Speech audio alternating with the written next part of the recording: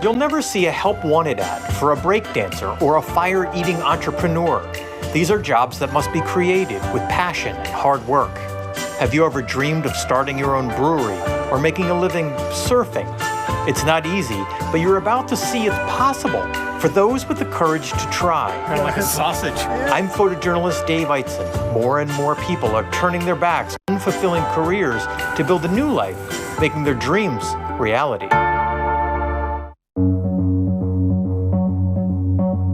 In 2016, I was working for H&M. I felt like for 13 years I had given them my all and put a lot of effort into growing their company and just didn't want to do it anymore. I wanted to put that effort into doing something for myself. You know, there's a point where I think there was a day, and it was like just a random Tuesday, where I was like, you know what? I will always have regret if I don't try to do something now. So I called my husband Todd and told him, I just want you to know that I'm quitting my job tomorrow. And I don't know what I'm gonna do. And he was like, okay.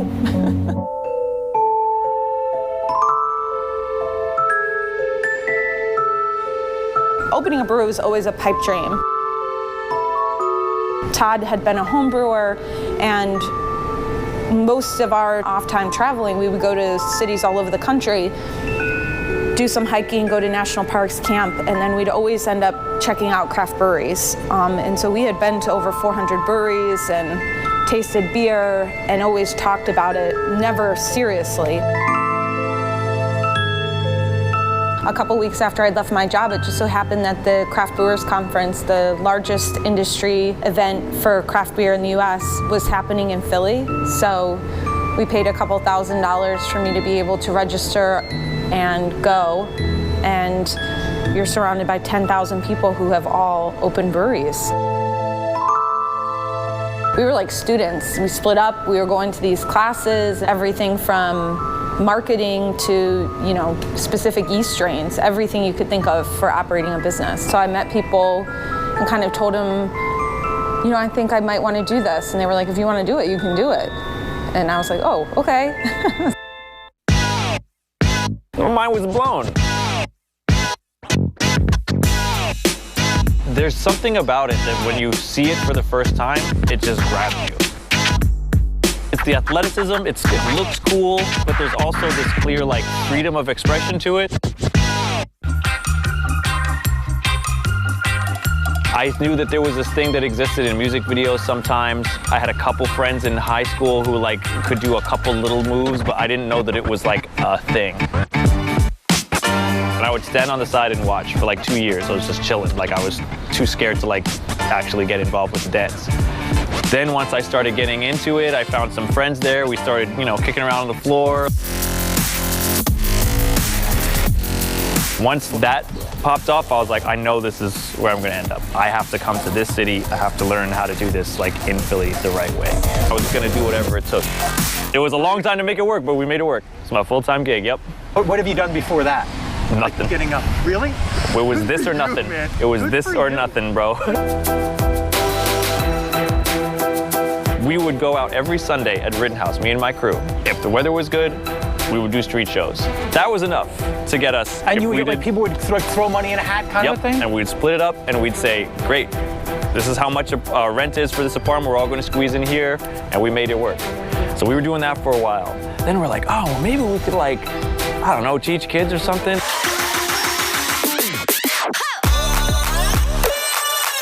There's a whole bunch of stuff that my company, Hip Hop Fundamentals, does. We all have, like, a very similar mission, which is using hip hop and dance as a way to empower youth. Punch one, punch two, bring it up, spin down, freeze. It's great. I like to empower students with believing in yourself academically. That's what I think hip hop actually also has the power to do. Do we want to go one more round each? Yes, sir. We do try and work a lot on, like, how are we going to build good, strong citizens? How are we going to build people who care about their community and care about each other? It's not about making somebody who is an incredible dancer. I want them to have an incredible experience within themselves of feeling like, I'm doing something that I didn't know that I could do before. And the biggest part is just finding the money, because for us, we don't come from wealthy families. We knew that we wanted to try to own the business 100%. And so you're just figuring out, really, the biggest thing is just where the money is going to come from. We had to find $1 million. Early on, we sent letters out to friends and family, and we got about $30,000 from some close friends and family members. I took my entire 401k out and put it into the business. We have a lot of personal credit card debt that we put into the business. I was working at sometimes 3 or 4 jobs while we were working to get the brewery open. And I would work at other breweries, helping them can beer. I worked at Deer Creek Malt House, learning all about malt. And then I worked at a couple breweries as just a server and bartender. And then I would just pick their brain and ask them a million questions. And anytime we went to a brewery, I'd just ask them things about, why did you pick that equipment, and what do you like about it, what don't you like about it? You can your beer. What kind of system do you have? What percentage of your beer is going out in kegs to bars and restaurants? And just trying to figure out the like the behind the scenes business part, so that I could avoid any mistakes that we, might make. Todd and I made the decision to start large-scale home brewing in our house, and we would go to events, beer events, neighborhood events, and serve beer to people as Attic Brewing Company. And people would ask, oh, where's your tap room? And we're like, we're not open yet. And then most people didn't ask where the beer came from, that we had brewed it in our house. But it was a way for us to just get people, interested in what we were doing, familiar with our name.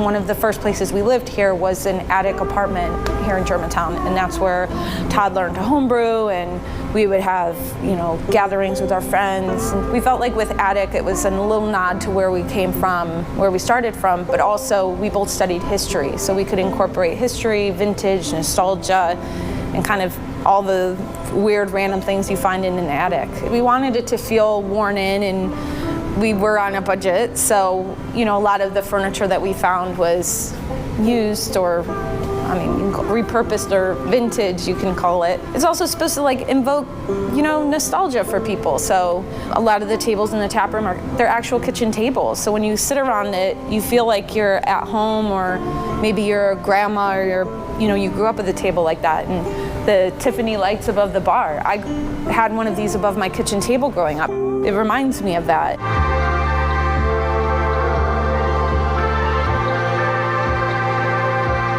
You get down where you literally have spent every dollar you have, and you just need to open the doors. So January 17th, 2020, we opened. The first few months were great. We had so many people showed up. We had really great feedback on the beer. We'd have 5 deep at the bar. Little did we know 8 weeks later, a global pandemic was going to hit. And that, I would say, is where our stomachs dropped out.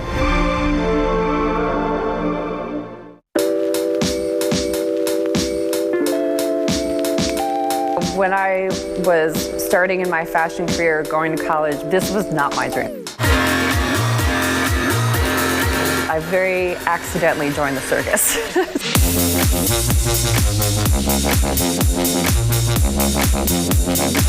I do event design and entertainment, celebrations of all sorts, like a birthday party or a wedding, or just it's springtime. We have stilt walkers that play saxophone while walking stilts. We have roller skating, aerialists. And I will go. She's gonna do a little magic trick.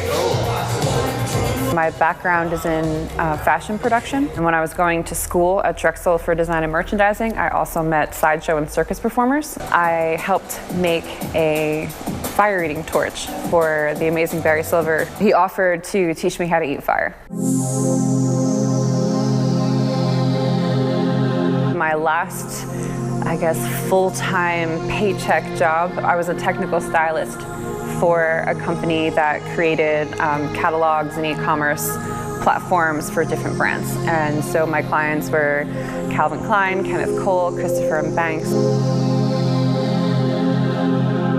I think it was a Monday, and they just started laying off something like 10% of the entire building. And it was a slow roll throughout the day.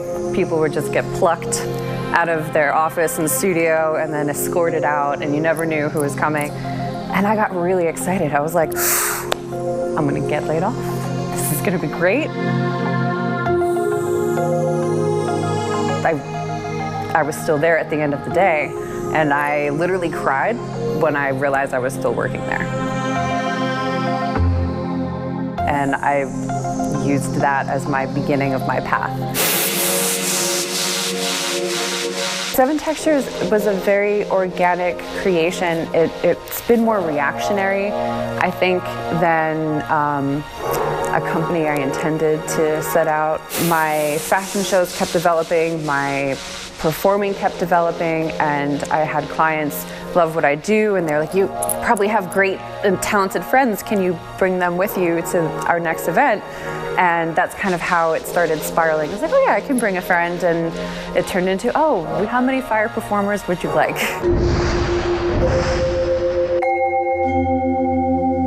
I understand that there's that 9 to 5 standard. The thing with a more traditional job is that it's already outlined for you. You know, you have a job description, like, okay, this is what they want somebody to do this, I could do that.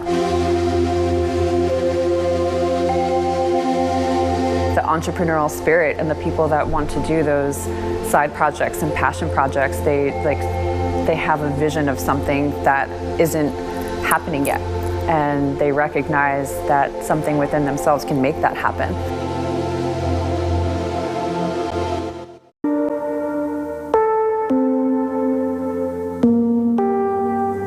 I think it was March 16th, that Monday of 2020, it was like the city had shut everything down, and we just didn't know what we were going to do. And it felt very much like we either closed down the business that we just opened, not knowing what was going to happen, or we just kind of dig deep. It looked like the only thing that we would be able to do was start canning the beer. We ordered a can seamer, like what people would use when they're home brewing, that would seam one can at a time. We just started canning beer from the draft system. So we had literally fill the cans there one at a time. We labeled them one at a time and started offering to deliver them all over the city for free. It was not profitable at all. I'm pretty sure we lost money, but it just kept, we were turning beer into cash and cash to pay people, and just kept doing that for till I think about June. And then in June we were able to have people in outdoor seating. So we converted the parking lot into an outdoor beer garden. The biggest challenge was just that anything that you were thinking you needed, everybody in the whole country needed. So you need disposable cups? Yeah, so does everybody. You need 16-ounce cans? So does 9,000 breweries. You need a canning system? Yep, we all do. You're just kind of navigating those things and trying to make it work on top of, you know, trying to make sure that your team is taken care of and that everyone isn't getting sick. When you think of professional surfers, you think of Hawaii, California. New Jersey's kind of found its place on the map in the surf scene. There's opportunity for surfers to make a career out of it kind of wherever they live.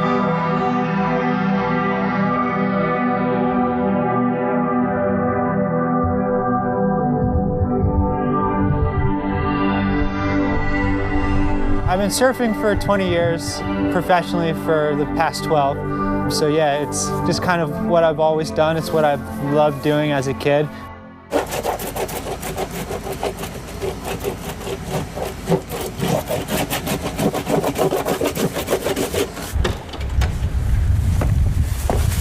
It's pretty much just like a hobby that just kind of turned into a career. And as I get older, more opportunities kind of pop up to continue to make a career out of surfing and also help the brands that sponsor me.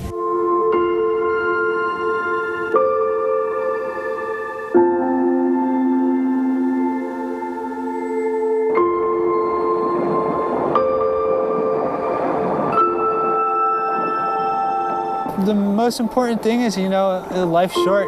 Do what you love. You don't have to become a pro at whatever your hobby is. Find that thing that really gets you up and excited every morning, and just figure out a way to be able to do that.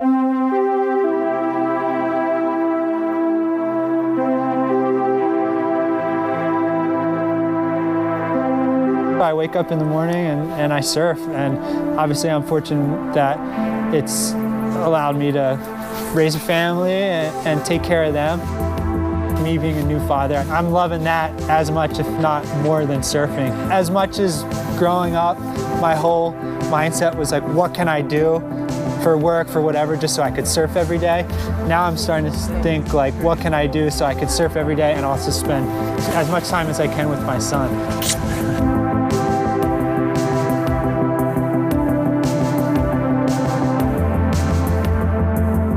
I'm hoping that, I can surf every day until I retire, and again, retire, I feel like I've never started working.